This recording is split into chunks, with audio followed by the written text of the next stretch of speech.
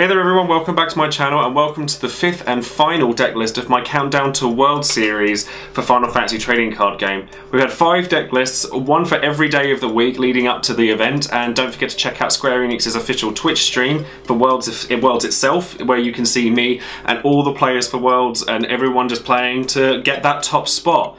Now we've only missed out one element so far when it comes to the deck list that I've shown you, and that's going to be Fire. So I wanted to give Fire a nice little showcase of its own by building a mono Fire deck that features a lot of new cards and I think fixes a lot of the issues that Mono Fire once had.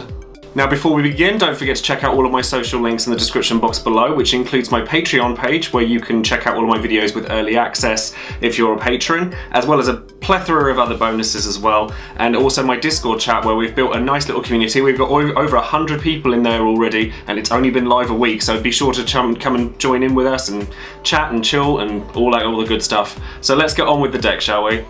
Now this version, or my version of a mono fire deck, is going to be centered around low cost forwards that get big very quickly through external means.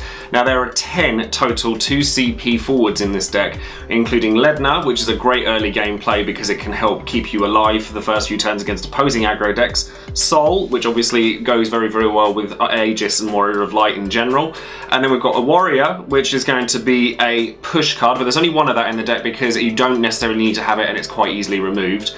And then 2 Warrior of Light, just to go, you know, that sort of board presence is there, it helps Sol out, it's the target for Aegis, it gets stronger with Godot, it's just very useful. It's actually very good with Godot in particular, which a lot of the deck is centered around because it being 2CP means it's 2CP bigger, and it means that you don't necessarily have to have 4 forwards out to benefit from the haste there, because Godot can give it to him instead of him having to give it to himself. And then we have 2 Goblin in the deck, which is a card that I think a lot of people are starting to notice is quite good. It's the only monster in the deck, but its primary focus is as a forward. It also benefits from Godot, and it also enables you to get that little bit of extra chip damage in before you can, you'd be surprised how much that 1k difference makes. Now the card I really wish that I could run a second copy of in here is Luneth, not only for it being a fire booster, but it being a Warrior of Light for the sake of Aegis and Sol, and having just the fire package in there is really nice. I could not for the life of me figure out what to take out for this card though, for a second copy, because I think it would be really useful. So by all means sound off in the comments below if you know what you'd like to take out for a second Luneth, because I think it would be really helpful. And then Aegis goes without saying, we have Warrior of Light, Luneth and Sol in the deck. He benefits a great deal, they all benefit a great deal from him, and him being able to play a free guy when you've got 8 different copies that you could play, because you can't play Goblin with him because he's a monster, then it's just a really good value card. Godot in this deck is fantastic. You could arguably drop one of him for a Luneth, but honestly I like having 3 because I think he's very important to the deck. I like the fact that you can just get a massive board swarming with just Godot and a Warrior. That Warrior is attacking for 9k for 2 CP and buffing all of your other guys. If you've got a Warrior and a Warrior of Light, then your power level is just going to skyrocket really quickly. Lann is in this deck because, well, I named the deck after him mainly because I liked the pun of the name, but I think Lann is very cool here, purely because you've got the ability to just do forward removal as and when you see fit, and you can just kind of pinpoint what you want to target. And we've got Red Mage in here. There's only one Red Mage, but it's quite useful because anything that could prevent Lann from getting an attack through, you can always, get rid of through, be able to stop through that. And honestly, alongside Godot as well, giving Lann haste actually makes him a lot scarier, because if you can give him haste and you've got the CP to obviously play him and then pay for his ability, your opponent might not see it coming, and I think that's really valuable. Yuri is in this deck for multiple reasons. Yuri has interactions with Latov, who is in our backup lineup and is our light card for the deck, but honestly I think that Yuri solves a lot of Mono Fire's problems in the way that you can use him to draw cards, you can use him to dull and freeze something, you can use him to get rid of something's abilities, namely Ishtola or Dadaluma, who have always been a thorn in Fire's side, and honestly he's just very cool and good in this deck. I really like Yuri. Zell is pretty much a staple for any Mono Fire deck at this point because it's monster hate and it can give you hate, it's a haste granter. If you can get the power boosters Luneth and Lebro out at the same time, then you can do some really nasty damage with Zell anyway, and honestly I think the card's very good in here. And then Emperor Xander, I like 2 Emperor Xander in here because I don't think we want 3 because I don't think he's super necessary as such. but he's still a beast in this deck. He's like absolutely monstrous if you can get him out at a good point. And honestly, again, going back to Godot, if you can give Emperor Xander haste, you can do some really horrible things to your opponent because your opponent, again, won't see it coming. Haste is something that's very, very good in all decks. Fire decks really love it, certainly, and the fact that Godot can grant haste to other things when he attacks, and because you've got other things that can, you know, make him more powerful, that's why I went for 3 of him and only 2 of Xander and only 1 of Luneth. I'd love to run a second Luneth. I know I've said it a couple of times, but I really want to run a second one and I can't figure out what to take out. Maybe a backup, maybe 15 backups is okay for this deck, but I don't know. And then, as I said, Goblin is the only monster in the deck, but it synergizes very well with everything else that's in here. And then that's going to be it for the forwards. So going into backups, Illusionist is in here primarily to stop Y'shtola. Y'shtola is a horrible card for fire decks to see, so you need an out to it, and Illusionist does that quite well. Lulu, I like the fact that you can break a Meeth if you want to use another one, or you could break a Vivi, or you could break a Rain. There's a lot of things that you can like reuse through Lulu while clearing your opponent's board at the same time.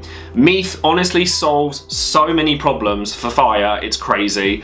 The consistency issue that we spoke about when I talked about Mono Fire about a month ago, this helps it like to no end. Being able to, and certainly in this deck, when there's so many 2 CP forwards, discarding an extra backup, even late game, and searching for Warrior of Light or Sol or Ledna or anything like that, it's really good. And you could even discard Latov to search for Emperor Xander if you wanted to. Then the 1 of red mage is in here primarily to keep Lann active as often as possible. Vivi's in here because I like, as well as Black Waltz, is in here primarily to stop early aggro, but honestly the chip damage is going to be quite useful as well. Lebro is kind of an obvious pick, it's a power booster for fire, we definitely want at least a couple of copies of it in here. Selfie I've gone for because I want to add to the consistency rate for this deck. I could have gone for the 2 CP Selfie, but I don't think we need any more power boosters. I don't want to put all of my eggs into one basket. I think consistency is very important. So I put Selfie in here as a way of grabbing Zell. Sid, on it again, it comes down to, you know, a consistency play more than anything, but you can use it as a final push as well, so it's actually quite useful for that. Rain obviously is in here to search for Lann, and then Latov, it means that we don't have to run 3 Yuri in the deck because he is our 3rd Yuri, and honestly if you know, a 5 CP backup that brings back a 4 CP forward is pretty nice anyway, and Yuri being as important as he is to Mono Fire in my opinion, I think Latov at least wants a copy in here. Now you might notice with the summons that they're slightly different from a lot of fire decks because we're not running 7 CP Phoenix. Now I really like 7 CP Phoenix, but we don't really have enough 3 CP forwards to warrant using something that's 7 CP, and I don't really want to be resurrecting 2 CP cards when, well, we've got 4 CP Phoenix that can do that as well. I did decide to put a little spread over here, so a lot of combat trick kind of things. So Phoenix is in here for, like, there's so many 2 CP targets for it, it's just really useful, and being able to resurrect, say, a Sol while you have a Luneth out during your opponent's turn, that might as well be a 7 CP Phoenix but for 4, and a Ledna could be a really good blocker. A Warrior of Light when you've got 3 forwards out, it'd be really, really good. There's a lot of plays for 4 CP Phoenix. Belias is in here primarily to service Godot and Lann because a lot of the cards in this deck need to have attacked in order to have gotten anywhere with it. So, I just thought that it was a good card anyway. And it's draw power at the end of the day, so it's just useful. It helps pay for Lann as well. So you could take out a card with Lann's actual attack and then use Belias, make it so that he takes no damage and he gets bigger, and then you use the card you drew to pay for Lann's effect. And then Brunhilde and Bahamut are quite standard for a lot of fire decks. I really wanted to put Vermilion Birdless Sea Katuna in here because it means that Phoenix is that much stronger. It means that Brunhilde and Bahamut can take out a much wider variety of things. But I couldn't find room for it in here. There are so many good cards now. And Fire's gotten a lot from Opus VII, a lot.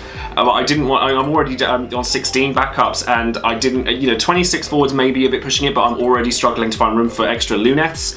So honestly, feel free to put Vermilion Birdless Sea Katuna in here, because your deck does not have to be exactly the same as mine. I've always said whenever I've done my videos, my deck lists are there as inspiration for you guys to then go out and experiment with stuff on your own. So hopefully you'll get some inspiration from this deck. Anyways, that's going to be it for this deck for me, and this is going to be the end of the Countdown to Worlds videos. So hopefully you guys will have checked out all 5 of the deck lists. Sound off in the comments below and let me know which of these is your favourite. Thank you ever so much for watching all 5 of these if you have, or even just one of them. I'm very, very thankful for all of the opportunities that Final Fantasy TCG has given me, and being able to go to Worlds and be the caster for it. And I've done casting for Final Fantasy TCG for quite a while now, and it's all because of you guys. It's all because I've been able to show you something that I enjoy doing, and it's something that I want to keep doing, and hopefully I will see a lot of you guys during the Twitch chat or through the Twitch chat on Final Fantasy TCG Worlds, and hopefully there'll be a lot more events where I get to show you guys some more stuff as well. So don't forget to subscribe to the channel, and thank you guys so much for being there for me and being so supportive of my channel, and hopefully I'll see you guys soon. See you soon. Bye.